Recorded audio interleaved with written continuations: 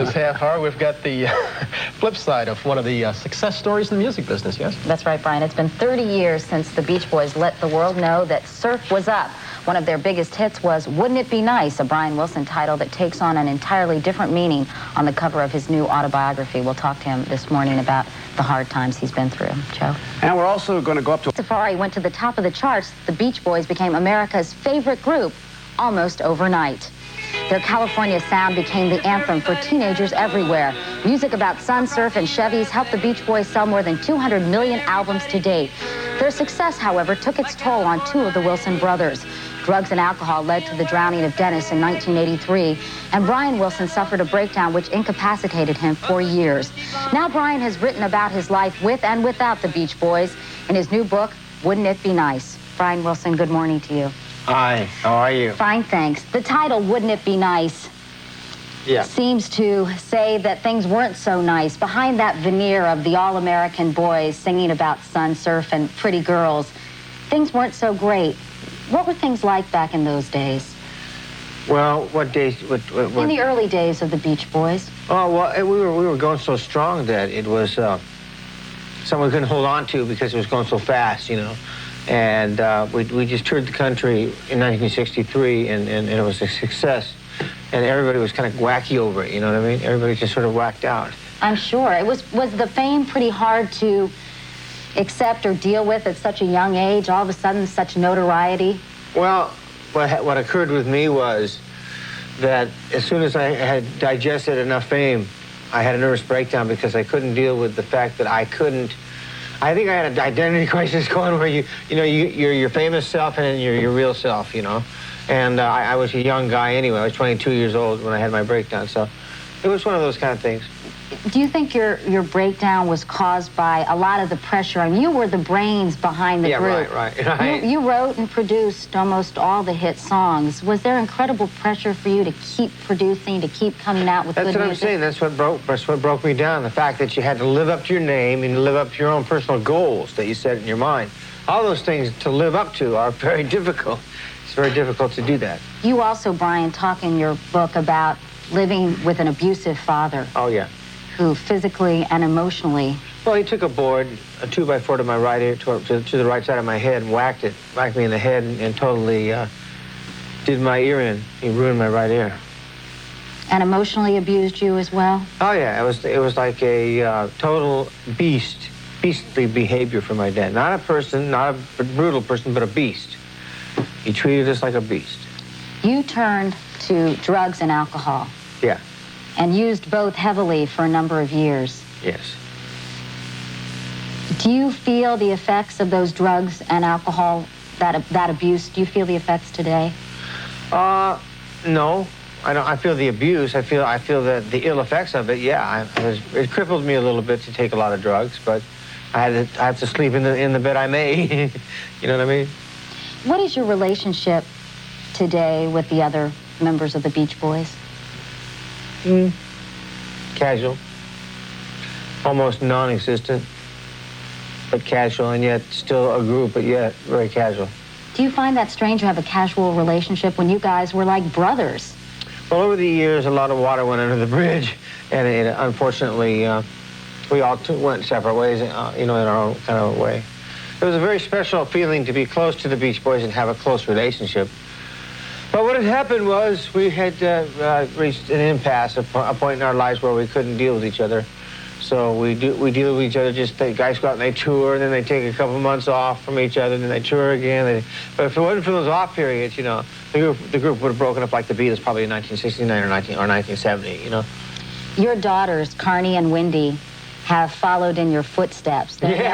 They're now part of Wilson Phillips. Right. The Wilson is, of course, me, and then and my wife, Marilyn, and the Phillips is from Michelle Phillips of the Mamas and Papas. You must be very proud of them. Oh, God, I'm so proud of those girls. They've done such a good job, and the whole deal is that they got number 1 records in a row. That can't be luck, can it?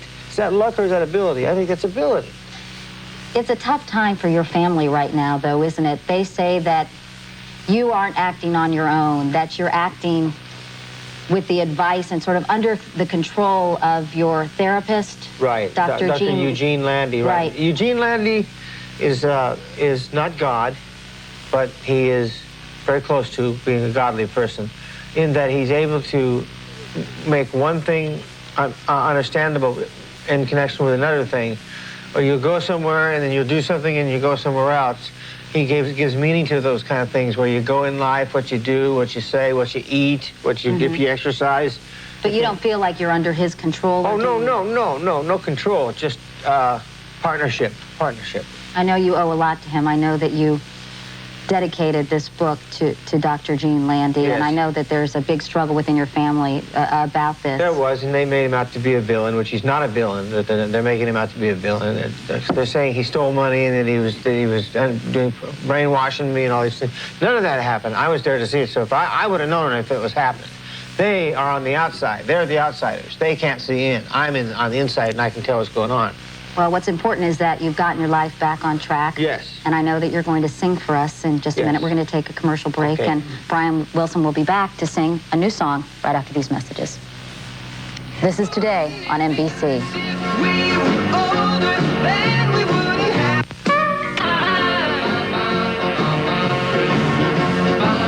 We're back with former Beach Boy Brian Wilson, but I guess once a Beach Boy, always a Beach Boy. Brian, was it therapeutic for you writing this book? Wouldn't it be nice? Oh, of course it was. We uprooted. It was kind of uprooting in the sense that when you go through all those memories, just little by little, the whole puzzle of your whole childhood, comes together in this book. It's kind of dramatic, and it makes you, and it does have. How do you explain it? It has undertones of sorrow and grief to it, but yet telling the story was relieving. Cleansing, probably. It was very cathartic, is that it? That's right, cathartic. Cathartic, yeah. Tell us about your music career. You're working on a solo career. Yeah. I've got this record. I had one album called Brian Wilson. In 1988, right? Yeah, and now we have another album coming out. We don't know the title of the album yet, but it's so good. It has such a good feel to it, so many good songs. The vocals are great. I mean, if you do say so yourself. I mean, the vocals are as good as John Lennon. I'm telling you that. Well, we're going to get a sample of this. What are you going to play for us today? Well, I'll play Love and Mercy for you now. All right, Brian Wilson, thanks. I was sitting in a crummy movie with my hands on my chin. Oh, the violence that occurs seemed like we never win.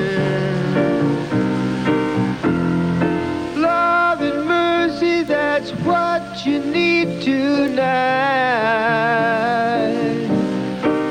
So, love and mercy to you and your friends tonight. I was sitting in my room and the news came on TV.